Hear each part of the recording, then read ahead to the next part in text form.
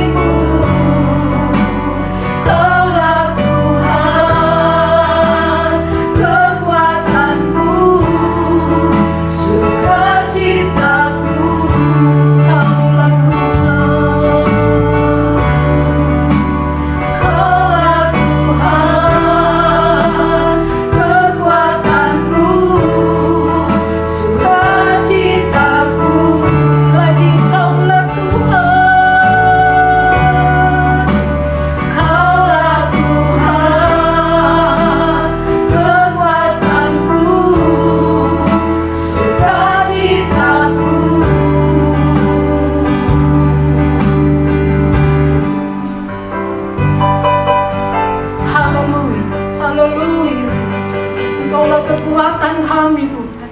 Engkaulah tempat perlindungan kami. Engkau menara kami yang teguh. Engkau tempat perteduhan kami Allah. Terima kasih Tuhan Yesus Kristus. Engkau Allah yang sungguh baik. Bahkan Engkau Allah yang teramat baik di dalam setiap kehidupan kami. Sehingga kami boleh ada pada saat saat ini Tuhan, kami boleh bersujud, kami boleh menyembah Engkau, kami boleh memuji-Mu, kami boleh memuliakan-Mu, beribadah kepada-Mu pada saat ini Allah. Sebab kasih-Mu yang besar, sebab kemurahan-Mu yang luar biasa, yang nyata, yang sempurna di dalam kehidupan kami. Terima kasih Tuhan Yesus, layakan kami pada saat ini Tuhan. Di dalam kami boleh datang bersyukur, tersungkur di bawah kaki-Mu. Di dalam kami boleh beribadah kepada-Mu pada saat ini. Perkenankan kami Tuhan, dan biarlah Tuhan Allah Roh Kudus yang hadir bagi kami pada saat ini. Di dalam kami boleh beribadah kepada-Mu Tuhan, yang menguasai kami dari awal, pertengahan hingga pada akhirnya. Di dalam ibadah kami pada saat ini, kami semua boleh dipuaskan, kami semua boleh diberkati, diurapi, dilawat oleh Tuhan. Terima kasih Bapa di surga, terpuji-puji nama-Mu. Kami mau bersuka cita di dalam-Mu, kami mau bersuka cita dalam memuji-Mu, sebab Engkau tempat perlindungan kami, sebab Engkau kekuatan kami, sebab Engkau keselamatan kami, kota benteng kami. Engkau Allah yang selalu ada bersama-sama kami. Terima kasih Tuhan. Kami mau membuka ibadah kami hanya di dalam nama Tuhan Yesus Kristus. Kami bersyukur, kami berdoa. Haleluya. Amin.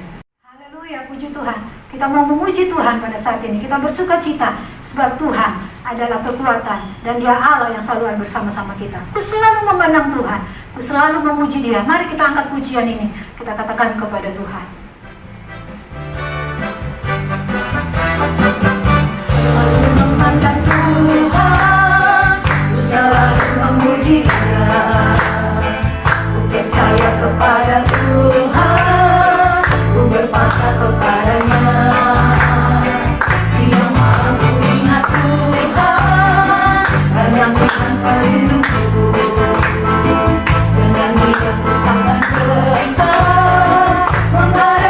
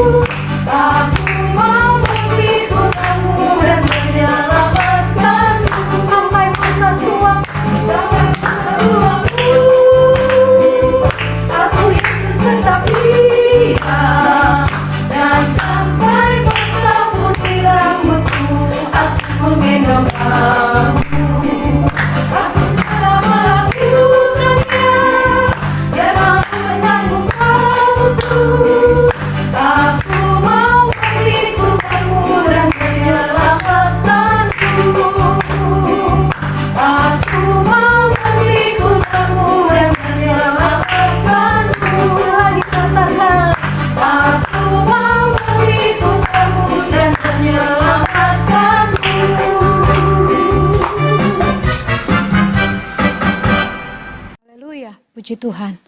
Kembali kita boleh datang ke dalam hadirat Tuhan pada saat ini. Kita boleh beribadah kepada Tuhan. Kita mau memuji Tuhan. Kita mau menyembah Tuhan. Kita mau memuliakan Dia. Sebab Dia kekuatan dan perlindungan kita. Mari kita angkat pujian ini kepada Tuhan.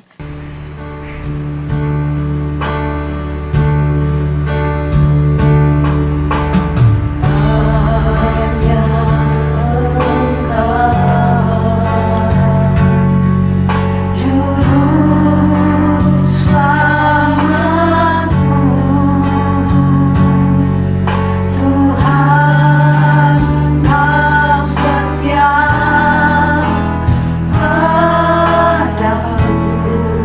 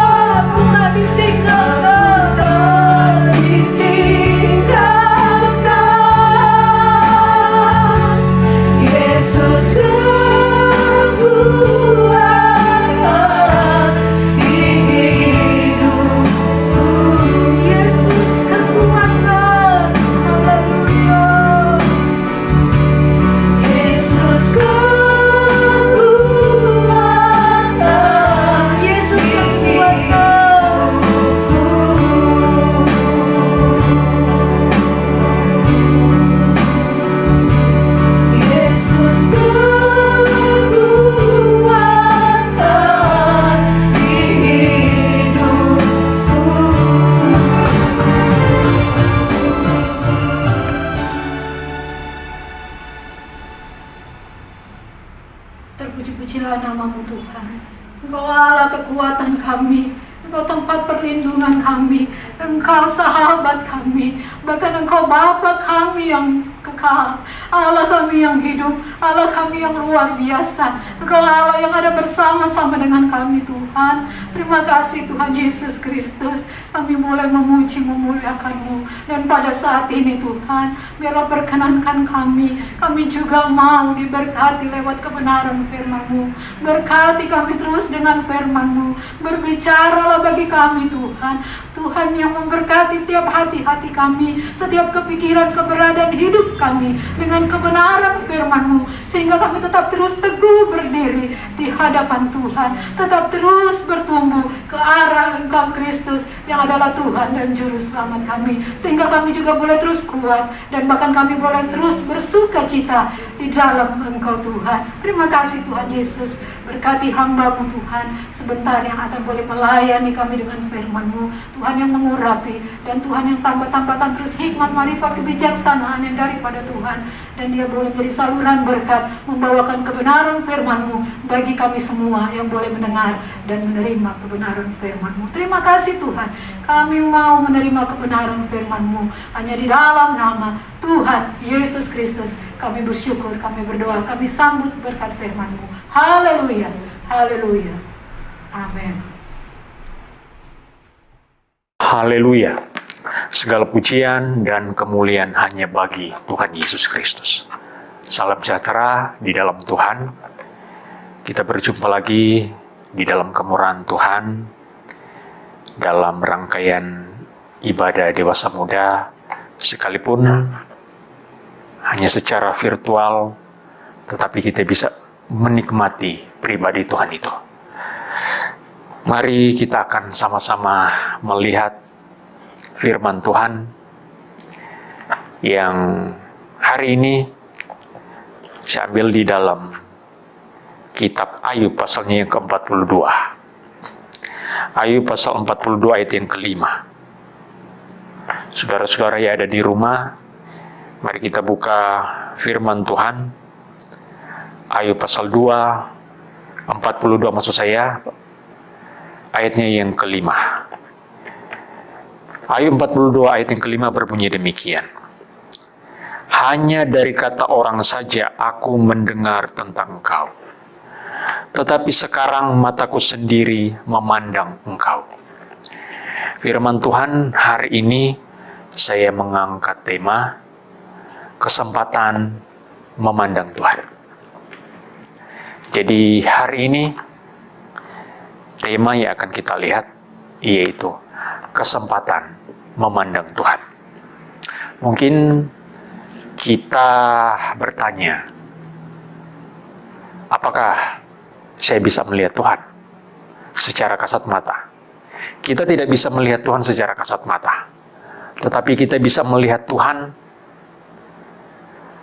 di alam semesta ini atas karya-karya Tuhan, buatan tangan Tuhan. Seperti kata firman Tuhan, langit itu buatan tangan Tuhan, jari-jarinya Tuhan. Kita bisa melihat Tuhan itu lewat keajaiban-keajaibannya. Kita bisa melihat Tuhan lewat karya-karya Tuhan setiap hari yang kita alami, kita rasakan sendiri. Saudara-saudara yang dikasihi oleh Tuhan, apa yang diungkapkan oleh Ayub di sini, bagaimana dia bisa melihat Tuhan. Dari pembacaan ini, hanya dari kata orang saja, aku mendengar tentang Engkau, tetapi sekarang mataku memandang Engkau sendiri. Kata firman Tuhan, iman itu muncul, timbul saat kita mendengarkan firman Tuhan.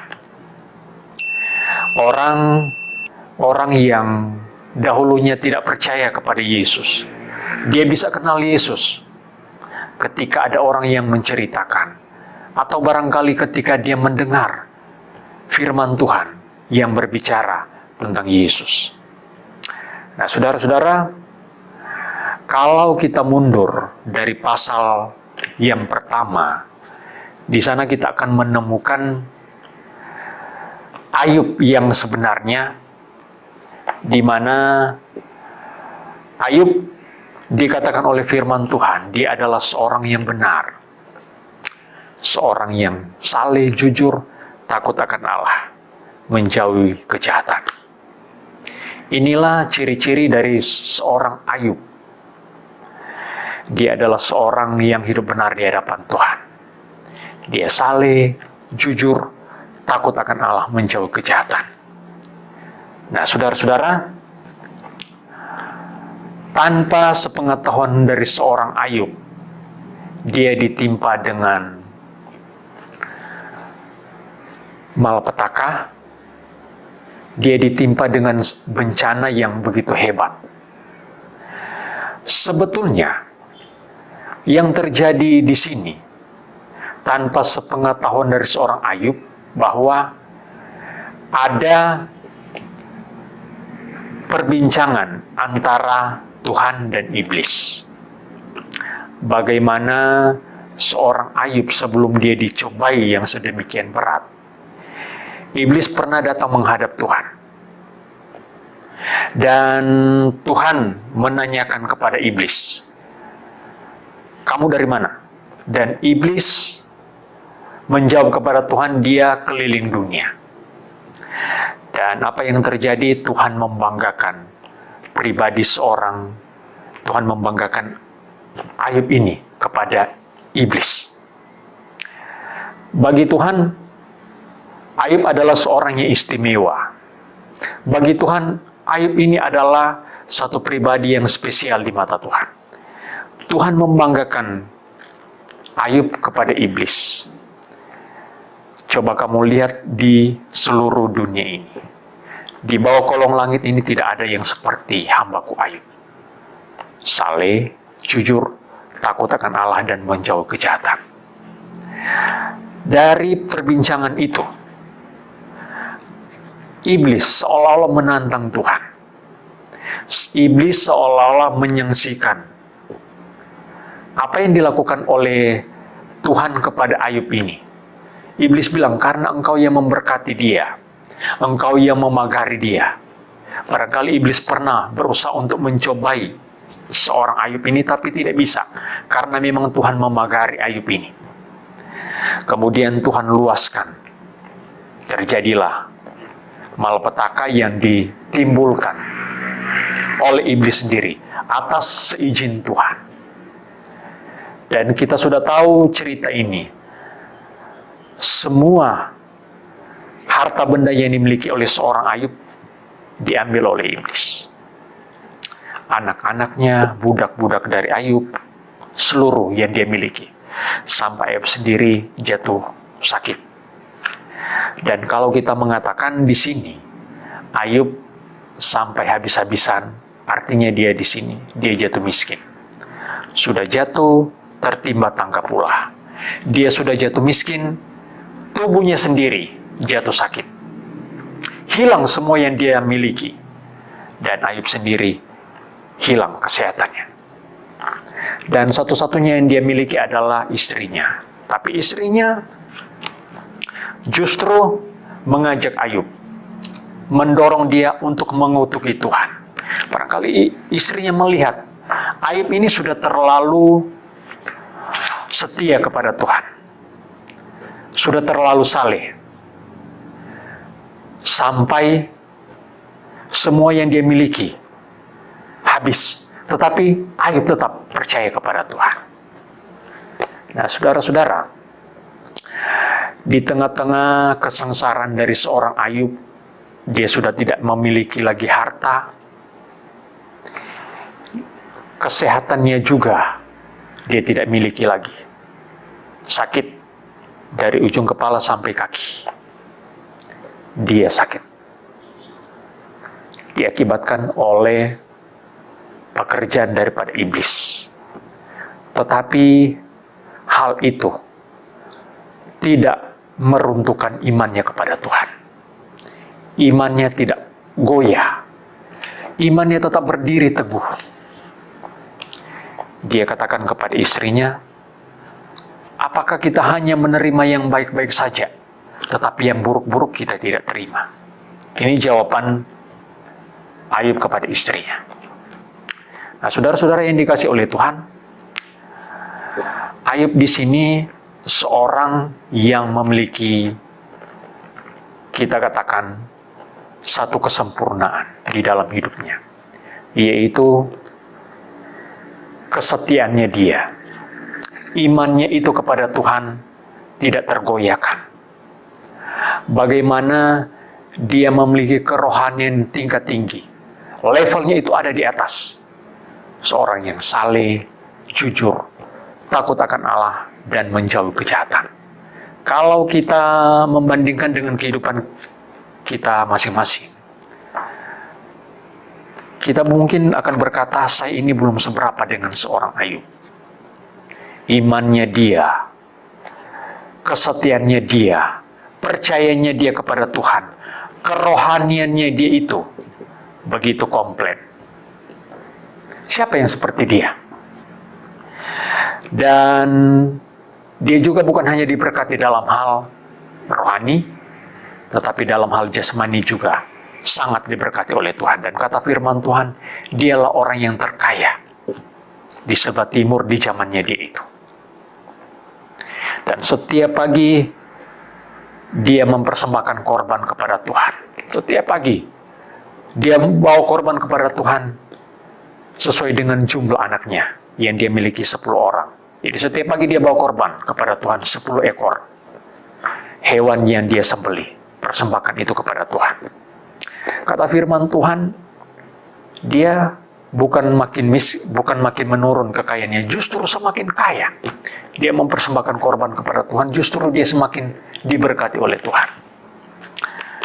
Tetapi di tengah-tengah masa-masa puncaknya, justru di sanalah dia mengalami sebuah pergumulan yang begitu besar tanpa dia ketahui. Tuhan meluaskan hal itu untuk membuktikan siapa Ayub di hadapan Tuhan dan di hadapan iblis. Tentunya juga di hadapan dunia pada waktu itu. Hartanya hilang, sampai anak-anaknya semuanya lenyap, dan dia sendiri jatuh sakit. Dan barangkali kalau kita mau mengukur kesengsaraan yang dialami oleh seorang Ayub, mungkin di muka bumi ini belum ada ya kisah yang seperti dialami oleh seorang Ayub. Sudah kaya, tiba-tiba jatuh miskin, kemudian tubuhnya sendiri sulit untuk dikatakan seperti apa sih penyakit daripada seorang Ayub yang membuat dia menderita. Tidak bisa lagi tidur. Ada mungkin orang-orang yang saat ini menderita sakit, tapi mereka masih bisa tidur. Tidur di atas kasur yang empuk, tetapi seorang Ayub, dia hanya bisa duduk di atas tanah. Teman-temannya datang, dia tidak bisa berkata-kata. Siang malam, yang dia lalui adalah penderitaan dan penderitaan. Nah, kalau kita melihat pelajaran daripada seorang Ayub di sini, kemudian kita membandingkan dengan keberadaan kita, orang-orang yang ada di zaman modern ini. Kita hidup melimpah barangkali, kita hidup diberkati oleh Tuhan. Tetapi yang jadi pertanyaan, kerohanian kita itu selevel apa? Apakah kita selevel Ayub? Atau memang masih jauh di bawah Ayub? Kita masing-masing sendiri bisa menilai diri kita sendiri. Kita boleh katakan kita hidup setia di hadapan Tuhan, tetapi mungkin kerohanian kita belum seperti Ayub. Dan ketika Ayub hilang semuanya, dia tidak pernah mengutuki Tuhan. Istrinya bilang, kutuki saja Tuhanmu, dan lebih baik engkau mati saja. Bahasa daripada istrinya dia, mungkin istrinya lihat, aduh, orang ini sudah tidak bisa hidup lagi. Penderitaannya sudah demikian berat. Bagaimana dia bisa hidup? Penderitaannya itu sudah sangat parah, sudah sangat luar biasa. Sampai istrinya bilang, lebih baik kamu mati saja. Tetapi dari mulutnya dia, firman Tuhan berkata, Ayub hanya mengatakan hal yang benar. Kalau kita membaca di pasal yang ke-42 di sini, firman Tuhan berkata, Ayub mengatakan hal yang benar di hadapan Tuhan. Dia tidak menyangkal Tuhan, dan Ayub sendiri tidak mempersalahkan Tuhan. Kalau kita membaca di pasal sebelumnya, Ayub tidak mempersalahkan Tuhan. Saudara-saudara yang dikasihi oleh Tuhan, ketika Ayub ada di tengah-tengah kesengsaraan hidupnya,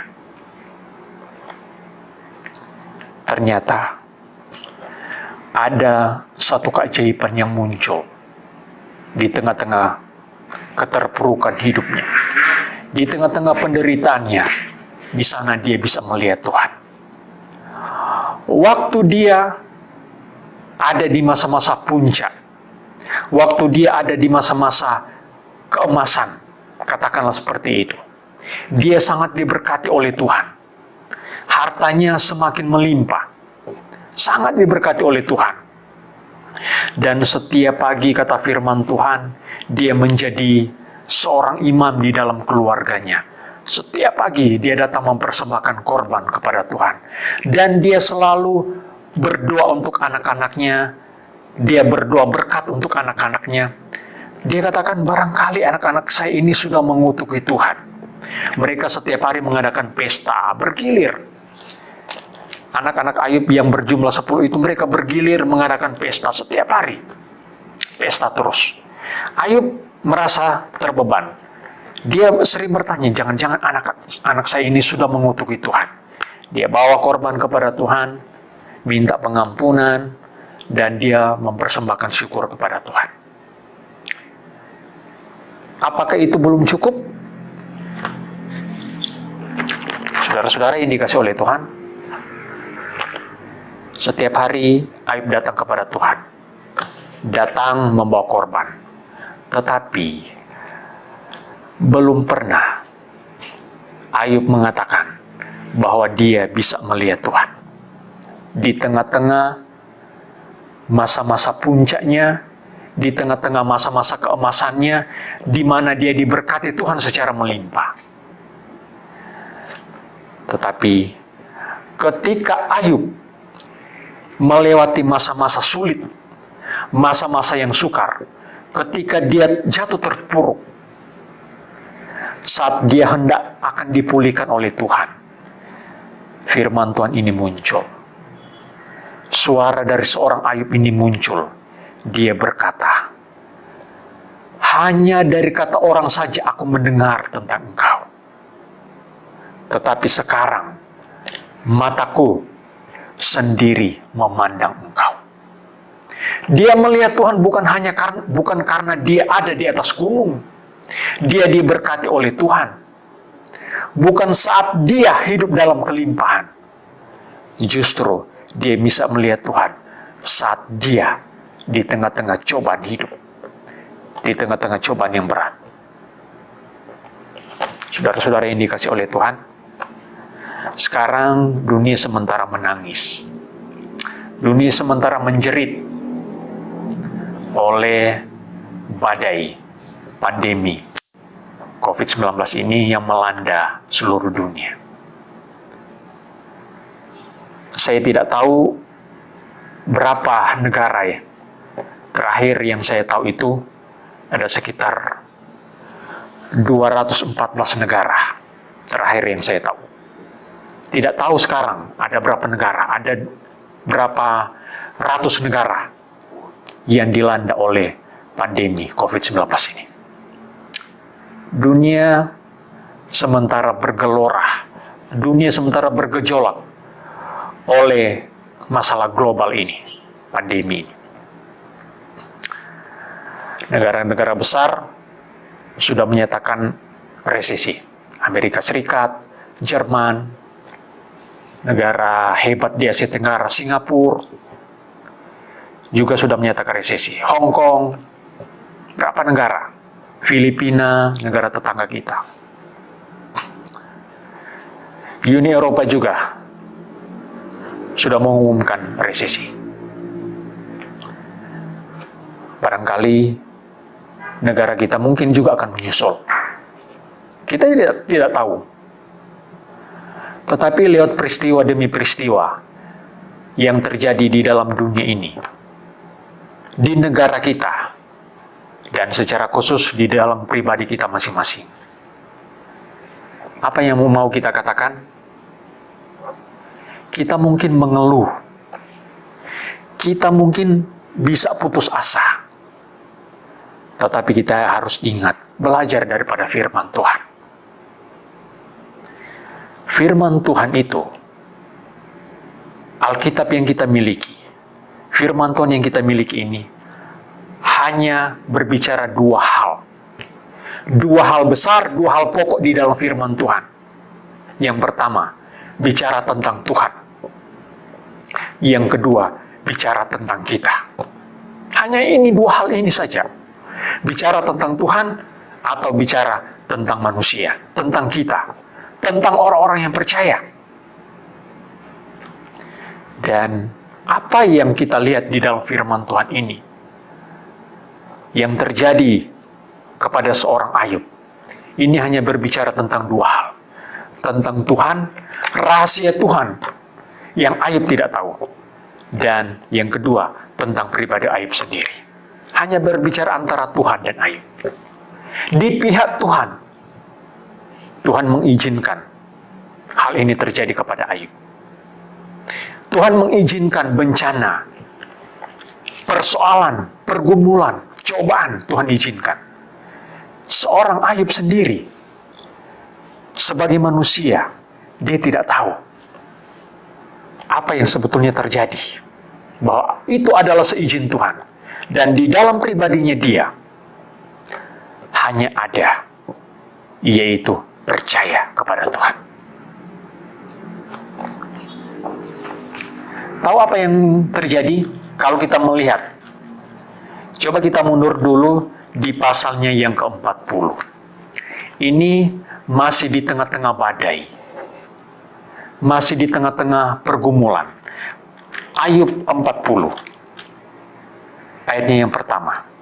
Maka dari dalam badai Tuhan menjawab Ayub. Maka dari dalam badai Tuhan menjawab Ayub. Saudara-saudara yang dikasih oleh Tuhan, firman Tuhan ini berkata, di dalam badai. Bukan di tengah-tengah kesuksesan, bukan. Tetapi di dalam badai, Tuhan berfirman. Jadi di dalam badai itu juga ada Tuhan. Kalau kita melihat di dalam 1 Raja-Raja pasal yang ke-8 ayat yang ke-12. 1 Raja-Raja 8 ayat ke-12 berbunyi demikian. Sekarang aku telah mendirikan rumah. Maksud saya ayat yang ke-12. Pada waktu itu berkatalah Salomo, Tuhan telah menetapkan matahari di langit, tetapi ia memutuskan untuk diam dalam kekelaman. Tuhan berdiam diri dalam kekelaman. Jangan hanya melihat Tuhan. Wah, Tuhan ada di atas gunung. Tuhan ada di dalam terang. Tidak. Di dalam gelap, ternyata ada Tuhan di sana. Tuhan berbicara di tengah badai kepada Ayub. 1 Raja-Raja 8 ayat yang ke-12, bahwa Tuhan berdiam diri di dalam kekelaman. Saudara-saudara yang dikasih oleh Tuhan, pergumulan apa yang sementara kita alami sekarang? Apakah kita sementara ada di tengah-tengah badai? Di tengah-tengah kekelaman? Ingat, di tengah badai, di tengah kekelaman, di sana juga ada Tuhan.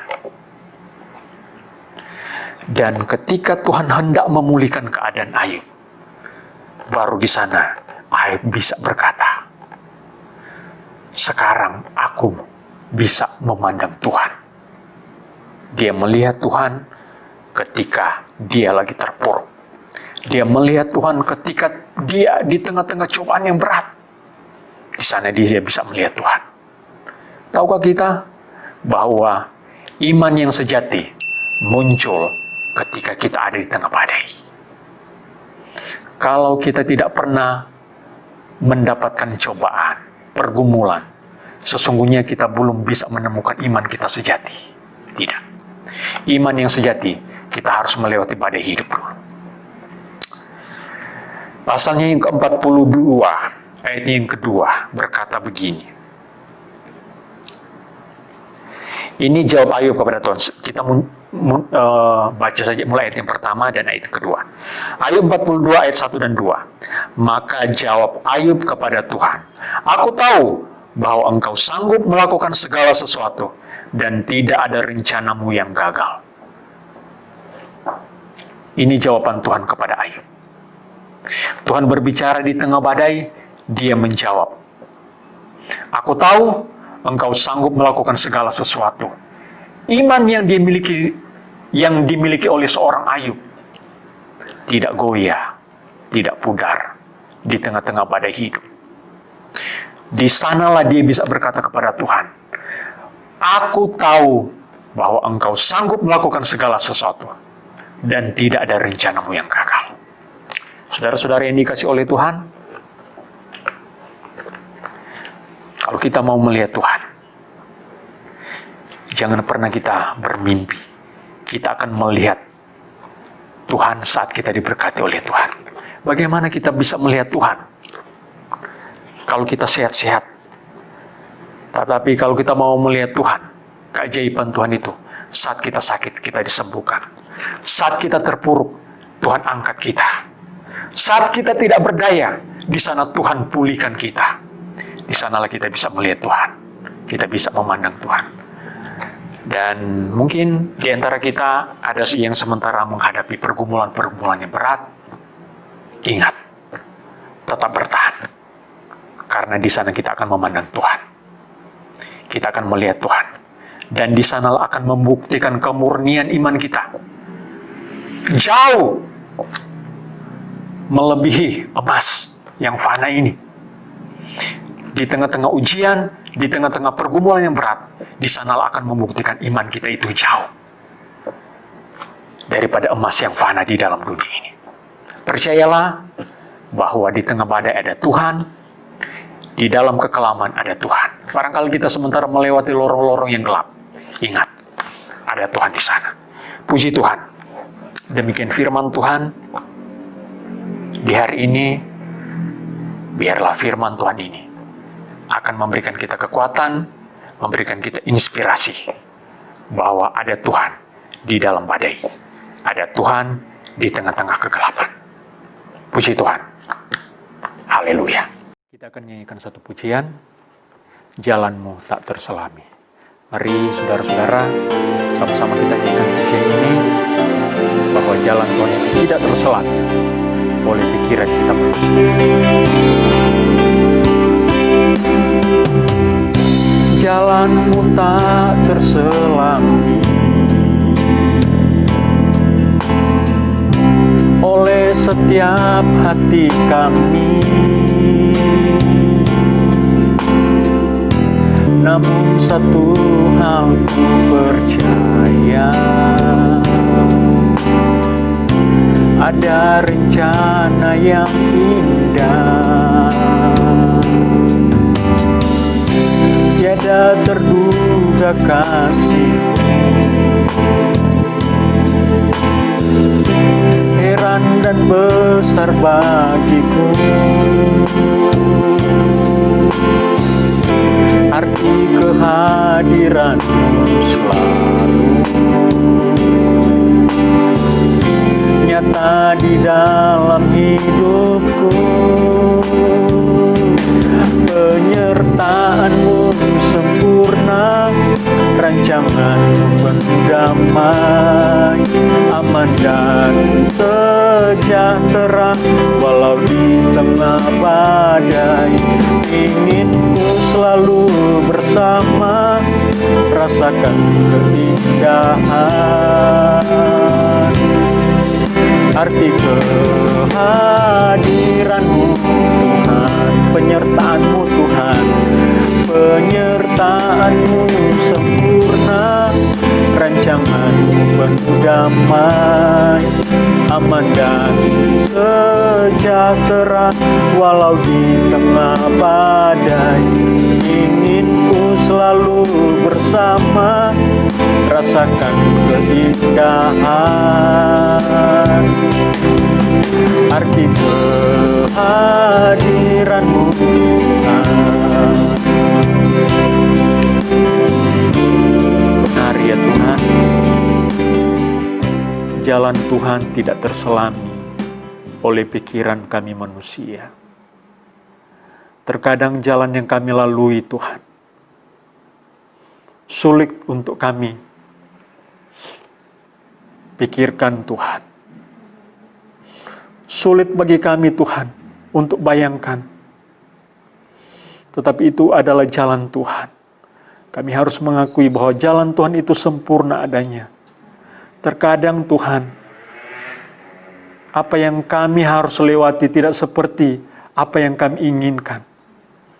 Bahkan jalan yang harus kami lalui itu Tuhan, tidak seperti apa yang kami doakan selama ini. Namun Tuhan izinkan kami harus melewatinya. Lihat kebenaran-Mu, lihat firman-Mu Tuhan hari ini, kami bisa melihat bahwa ada pergumulan yang harus kami alami seizin Tuhan, yang kami tidak tahu ya Tuhan. Apa maksud Tuhan di balik semuanya ini? Tetapi lihat firman-Mu memberikan kami satu keyakinan bahwa ada rencana Tuhan yang indah di balik setiap pergumulan yang harus kami alami. Tuhan, terima kasih buat firman-Mu yang membuktikan bagaimana kemurnian iman daripada seorang Ayub. Dia tidak menyangkal Engkau ya Tuhan. Bahkan dia mampu berkata bahwa dia bisa melihat Tuhan. Dia boleh memandang Tuhan tatkala dia ada di dalam pergumulan. Saat badai hidup menimpa hidupnya Tuhan. Di sana dia bisa melihat Tuhan. Bahkan keyakinannya ya Tuhan bahwa Tuhan sanggup melakukan segala sesuatu. Dan tidak ada rencana Tuhan yang gagal.